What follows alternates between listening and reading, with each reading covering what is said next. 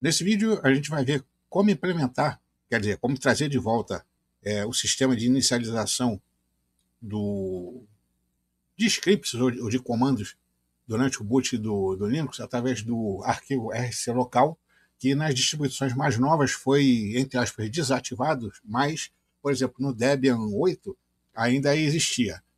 Hoje, esse tipo de procedimento foi substituído pelo systemd, né, através do comando systemctl enable que faz com que alguns programas iniciem junto do boot do Linux através de arquivos de serviços, né? Por exemplo, o minidlna, o vnstat e tantos outros programas aí, inclusive até mesmo a interface gráfica, que funciona através de serviços para poder fazer a inicialização. E você, por exemplo, a gente vai ver aqui, deixa eu ver, babá, isso aqui são dois arquivos que tem, ou tinha, né? Por exemplo, no Debian 8, que é, se eu não me engano, acho que é o GS, em que você tem aqui o arquivo que é feito, né, como serviço para você fazer o RC local funcionar. Aí como é que era a função? Você chegava no RC local, você tem esse serviço aqui que é habilitado, e você tem esse arquivo aqui que ficava no etc, né, no etc, RC local, e aqui você colocava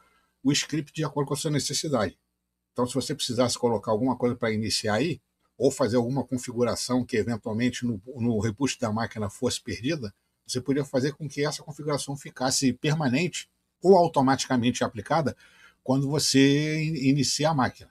Então, se você tivesse só um scriptzinho aqui ou só um comando, basta colocar esse exit 0 no final. Se você tem várias linhas de comando, você coloca a primeira linha de comando, dá um espaço, dá dois caracteres daquela barra em pé, que fica perto ali do Ctrl esquerdo no teclado, e bota exit 0, e assim você vai fazendo com que cada linha que foi feita, que foi executada, passe para a próxima, para a próxima, para a próxima, até que o script para de ser inicializado. Isso aí era bem rapidinho e fácil, né, de você fazer esses scripts ou certas configurações de serem aplicadas no boot sem ter que ficar criando serviço, como hoje em dia acontece.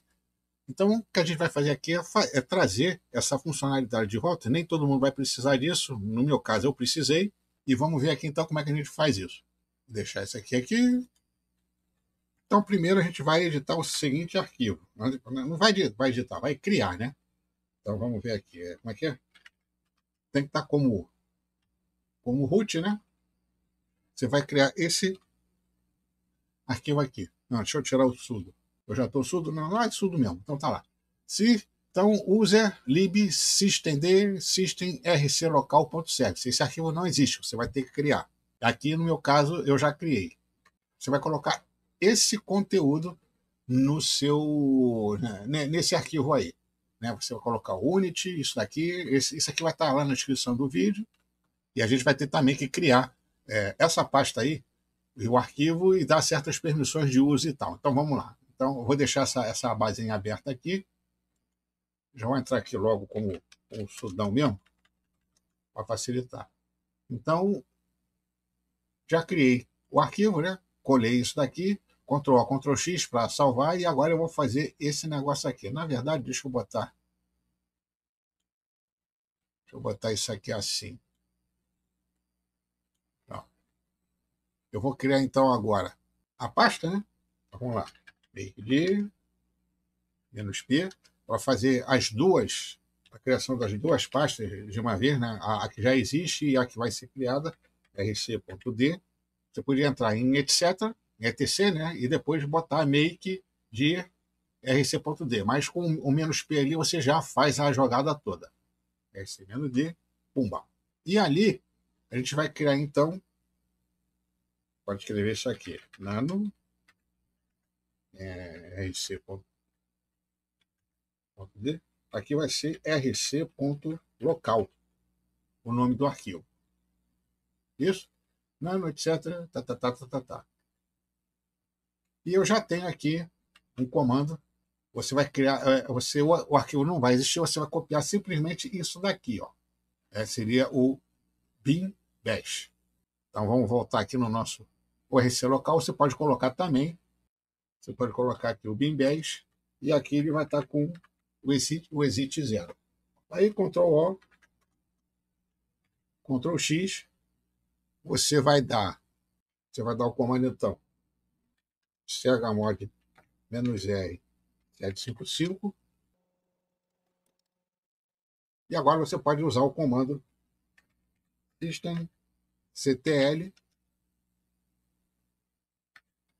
enable rc.local, não é ponto, é traço local.service. O meu já está ativo, eu não preciso fazer isso aí, eu vou mostrar só o status dele. Então tá ali. Está ativo, ele já saiu, porque ele fez aquele comandinho que está lá e tal. E você tem de volta, então, aí o seu rcconf para poder funcionar bonitinho aí no seu modo de uso. Aí por que? Então vamos usar um exemplo prático aqui desse tipo de script de inicialização para você poder fazer alguma alteração permanente no seu sistema que, de um modo normal, só editando o arquivo, ele volta ao que era antes. A gente viu aqui, então, cadê?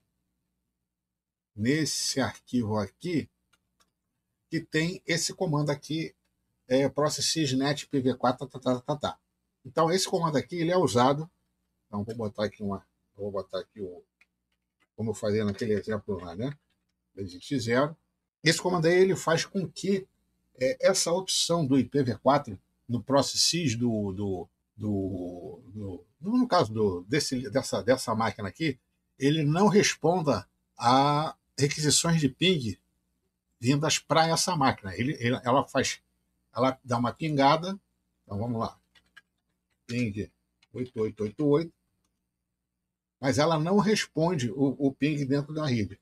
Isso é útil para evitar que a sua máquina seja, por assim dizer, rastreada dentro da rede e, eventualmente, alguém querer ficar fazendo brincadeira aí com a sua máquina. Não evita que você seja invadido ou tenha as portas testadas assim, mas evita que a sua máquina responda a requisições de ping e vejam que você esteja realmente na rede. Então, isso aqui é para IPv4. Então, vamos ver como a gente faz isso aqui para IPv6.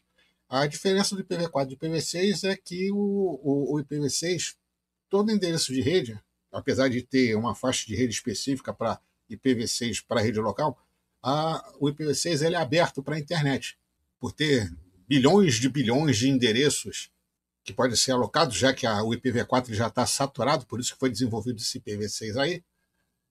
Você tem endereço de rede local para IPv4, que vou botar, vai estar escrito lá na descrição do vídeo, para não ficar aqui aparecendo um monte de texto aí na tela. Você tem endereços de rede local designados para a rede do tipo classe A, classe B e classe C. A classe C é a mais comum de ser usada. E você tem os endereços IPv6 que são abertos para a internet e você pode fazer servidores através da sua própria máquina, fazer o DNS, né?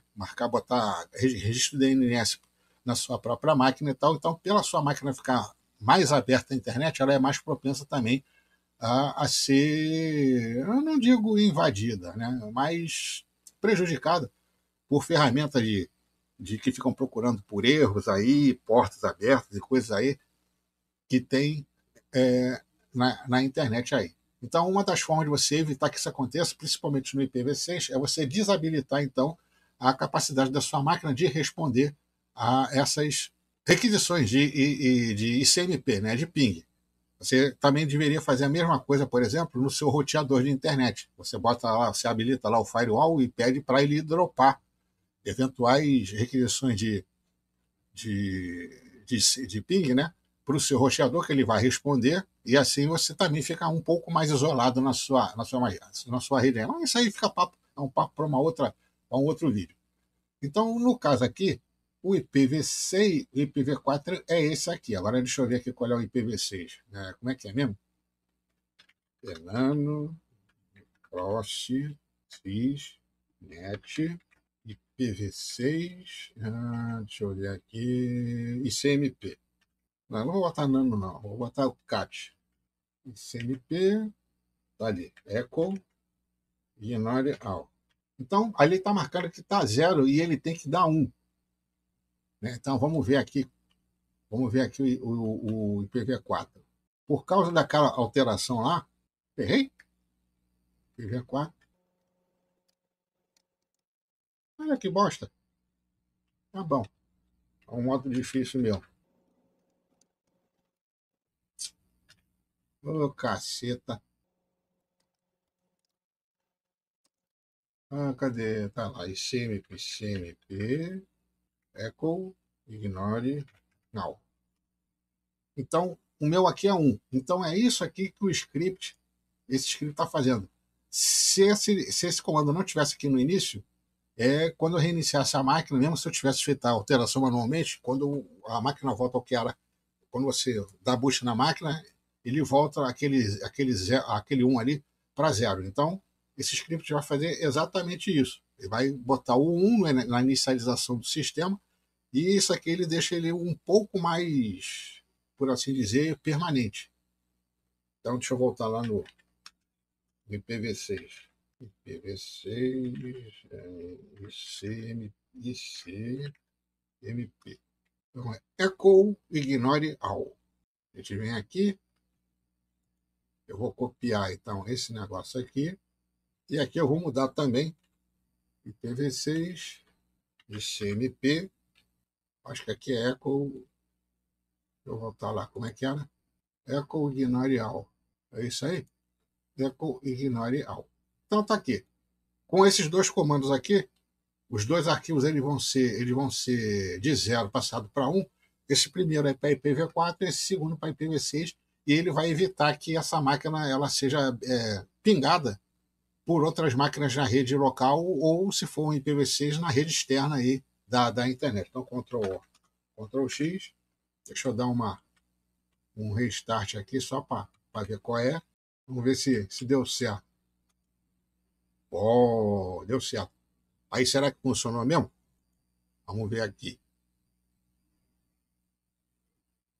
Eu não sei. Esse aqui eu acho que está já com esse script. Vamos ver.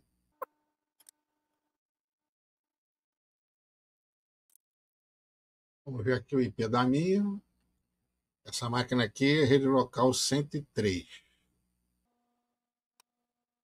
Então vamos lá. Ping 192.168.303.